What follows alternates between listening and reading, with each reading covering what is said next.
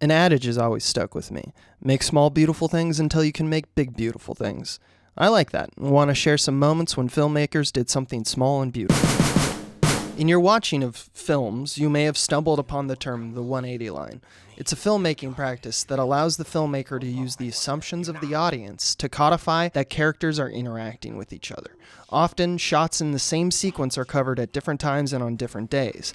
Enter the 180 line.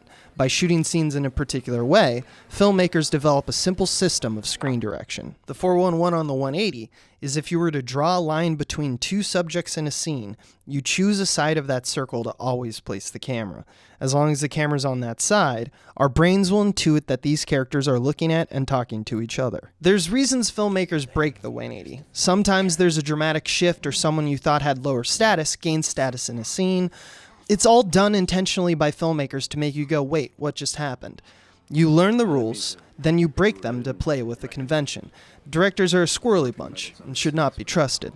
What I'll call bad filmmaking, usually on display in film schools and your home movies, disregarded entirely. Here's a scene from a comedy where the main characters made a movie inside the movie and want us to know that these guys are bad at making movies. Things seem simple now, but let's take a scene where there's more than two people and they're all talking to each other. Who's looking where? How do you know who's talking to who? Well, here's where the 180 line taps into object permanence and our brain's insistence that spatial context flows from one shot to another. If I assume the subject is looking at the previous or next person speaking, I can do this little game where the screen direction ping-pongs between the subject and the next subject, and on and on. So while the 180 line technically breaks here and there, it follows the drama. This is one of the many reasons directors create overhead drawings of camera positions before shoots. They need to think of the scene progressing as a series of shifts and beats that are passed from here to there like a hot potato. So these sequences work because in our brains, we want to follow the potato. Here's the rub though. Let's take, for example, fight scenes. It's easy to get lost in fight scenes, especially in recent films, where fights are often a spastic cut fest. Here, editors and directors do use other tactics like costuming, colors, and lighting, so we still feel grounded in the scene. But a lot of these films have been playing the game pretty fast and loose. In these films, geography just doesn't seem to be a priority. In action and martial arts films, fast is great. We want to see and feel how proficient these characters are. But when these films obey the line and present clear geography, your brain is free to enjoy other elements of the scene. So when I see a martial arts film that remembers the clarity of geography as a craft in itself and uses the 180 line to their advantage, it's nice. It's nice not to be distracted by filmmaking and just take in the joy of the art of martial. So here's another table scene. But it's better because instead of talking over it, they fight on it. This is a scene from Ip Man 2, directed by Wilson Yip. You don't need to have seen the film, and this won't have spoilers. Context. Donnie Yen plays Yip Man, who's come to a collective of martial arts teachers to receive blessing to create a school in Hong Kong. In order to do so, he must spar with Hung Chun Nam, played by Sammo Hung. Here's like the appetizer of the fight. This is all played from one side. For the sake of clarity here, let's call this side A. We get right into it, and for the first several shots, it all obeys the 180 rule. It's nice because it sets the stage for the fight. This all seems fine. Then we have this shot. There's a hard cut that breaks A and turns into what I'm calling side B. Watching it again, A, B. Then there's this little bit that if you slow it down, you'll notice it's A again as Yip Man's head pokes out a bit, but then the camera move and the blocking make the shot almost immediately a B shot.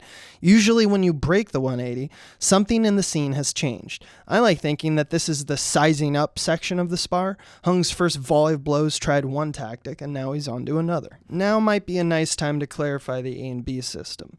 Think of it like this. If Hung's looking right to left, and Yip's looking left to right, it's A. If it's the reverse of that, it's B. Remember this because the next shots might break your brain a little. This shot, where Hung tries to connect a punch, uses the momentum of Yip's twist to break the 180 again. We're back to the A system, like Yip Man has forced us to his side. A shot later, Yip tries the same thing with Hung, who twists his punch and return to B. The sauce is the next shot, though. When Yip's elbow goes up, it's clearly shot on B. Think about that. The director made sure to cover the moment before this in A, then this shot in B. He knew he was going to momentarily break the line, so even though they're both shots of Yip Man, editorially, it was planned. Filmmakers who shoot what's called coverage, where it basically covers the scene with respect to the 180, wouldn't have this problem. But they wouldn't be trying things this fancy either. It's easy to mess this up because there's so much to consider in the edit room. You don't want to disrupt the rhythm, and you often have to worry about if the audience is starved for a wide shot or some kind of geographical relief. The director knows here. This is no accident. Hung tries to go low in the next shot, which gives us another break. We get a series of shots that stay on A, but when Yip tries to slip one past Hung, there's another break. This is done because the choreographed punch occurs on the far side of their bodies, so the director breaks the line to allow us to see the action, but immediately after, we're back to A.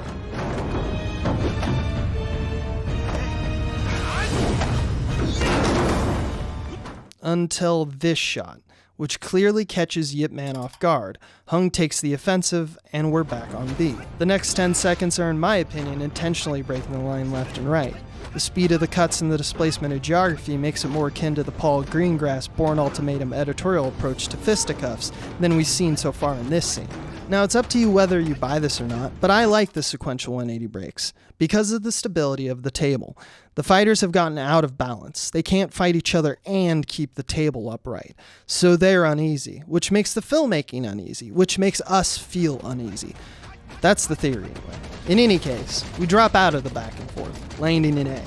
Then, a new segment starts, including a brilliant piece of sound design mimicking repetitive hits that makes any casual martial arts viewer go, "Oh, yeah!" Also, notice that they're using centrifugal force to keep the table upright while they're just going to town on each other. I mean, look at that face. Just look.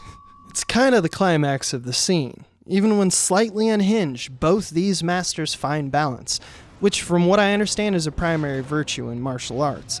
There's one or two momentary breaks in this footage, but more or less we're in A before Hung stops the sequence and jumps us back to B, which then plays out for the rest of the fight. So, what does it mean? Well, the 180 line is a tool. You can use a hammer to bludgeon someone's head in, or you can use one to lightly chisel shale from a velociraptor bone. It doesn't mean anything within itself.